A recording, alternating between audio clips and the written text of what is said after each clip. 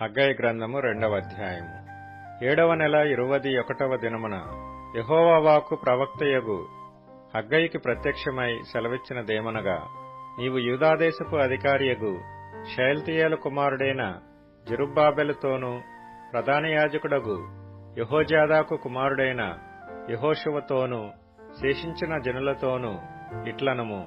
పూర్వకాలమున ఈ మందిరమునకు కలిగిన మహిమను చూచిన వారు మీలో ఉన్నారు గదా. అట్టివారికి ఇది ఎట్టిదిగా కనబడుచున్నది, దానితో ఇది ఎందునను పోలినది కాదని తోచుచున్నది గదా. అయినను యెహోవా ఆజ్ఞ ఇచ్చినదేమనగా, జెరుబ్బాబెలు ధైర్యము తెచ్చుకొమ్ము, ప్రధాన యాజకుడగు యెహోజాదాకు కుమారుడవైన యెహోషువ ధైర్యము తెచ్చుకొమ్ము. దేశములోనున్న సమస్త జనులారా ధైర్యము తెచ్చుకొని పని జరిగించుడి, నేను మీకు తోడుగా ఉన్నాను. ఇదే సైన్యములకధిపతియగు యెహోవా వాక్కు. మీరు ఐగుప్తు దేశములో నుండి వచ్చినప్పుడు నేను మీతో చేసిన నిబంధన జ్ఞాపకం చేసుకొనుడి. నా ఆత్మ మీ మధ్యన ఉన్నది గనుక భయపడుకుడి. మరియు సైన్యములకు అధిపతియగు యెహోవా సెలవిచ్చినదేమనగా, ఇక కొంతకాలము ఇంకొక మారు ఆకాశమును భూమిని సముద్రమును నేలను నేను కంపింపజేతును. నేను అన్ని జనులనందరినీ కదిలింపగా అన్ని జనులందరి యొక్క ఇష్ట వస్తువులు తేబడును. నేను ఈ మందిరమును మహిమతో నింపుదును. ఇదే సైన్యములకు అధిపతియగు యెహోవా వాక్కు. వెండి నాది, బంగారము నాది. ఇదే సైన్యములకు అధిపతియగు యెహోవా వాక్కు. ఈ కడవరి మందిరము యొక్క మహిమ మునుపటి మందిరము యొక్క మహిమను మించునని సైన్యములకు అధిపతియగు యెహోవా సెలవిచ్చుచున్నాడు.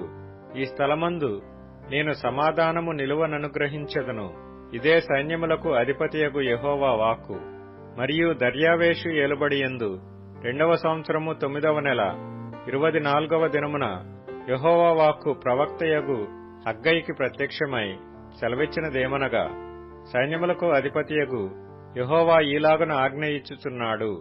యాజకుల యొద్ద ధర్మశాస్త్ర విచారణ చేయుము.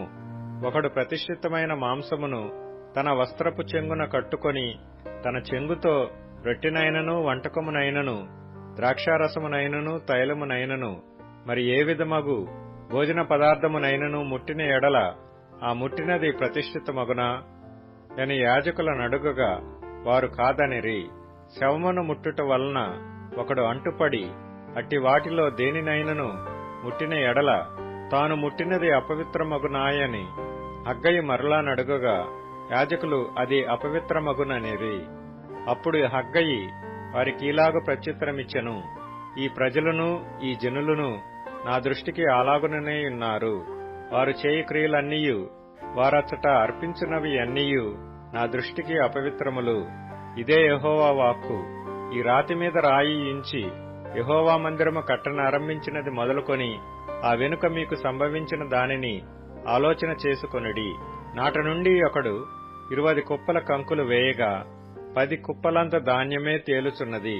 తీసుకొనవలనని 50 కొలల తొట్టి యొద్దకు ఒకడు రాగా 20 కొలలు మాత్రమే దొరుకును.